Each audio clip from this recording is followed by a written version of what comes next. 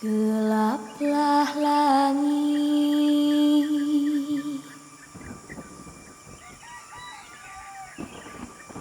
gelaplah matahari,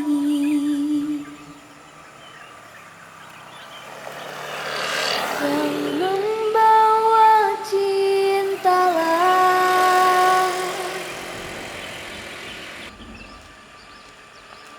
yang menghilangkan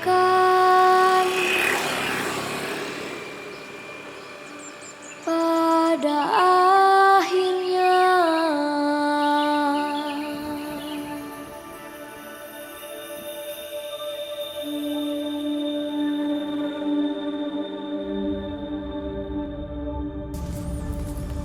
Dulu, orang mengenal Panglima hanya sebagai batas. Batas antara kota dan pinggiran, batas antara jalan besar dan gang kecil, batas antara pembangunan yang sudah selesai dan kehidupan yang masih terus berjuang.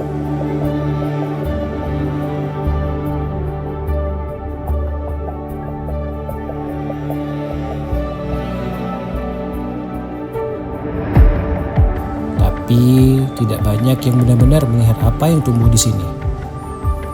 Mereka hanya melihat kendaraan lewat.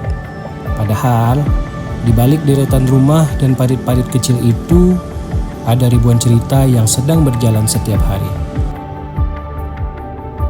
Ada ibu-ibu yang membangun ekonomi keluarga dari dapur rumahnya.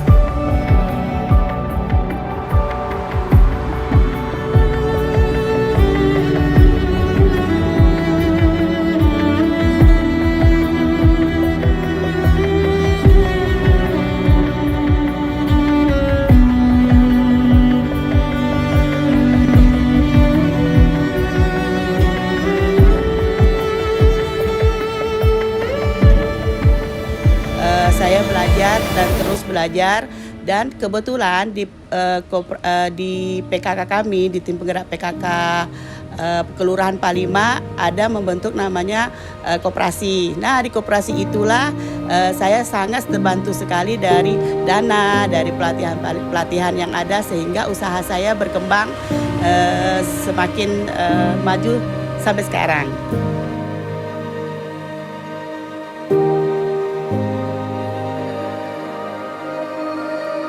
Saya, Yana Decoration, bisa seperti ini berkat bantuan salah satunya permodalan Koperasi PKK Palima.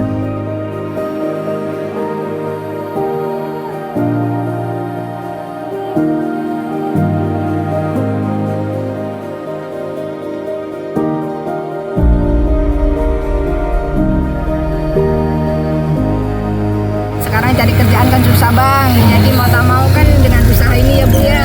Jadi kita bisa saling mengisi lah istilahnya. Ada anak-anak yang tumbuh bersama mimpi besar meski tinggal jauh dari pusat kota.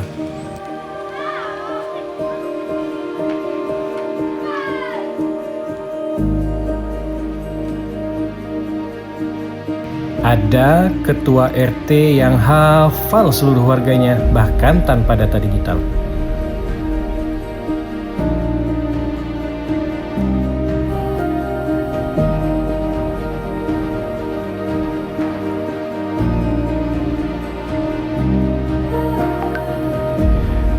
Dan ada masyarakat yang perlahan belajar bahwa wilayah mereka punya nilai.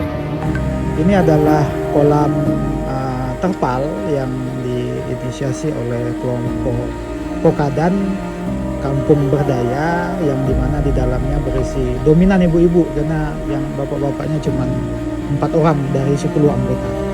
Intinya adalah bahwa Pokadan Kampung Berdaya ini mensupport kegiatan aktivitas pembuatan kolam bioflok ini, dan dananya bagi hasilnya dikembalikan lagi ke RT.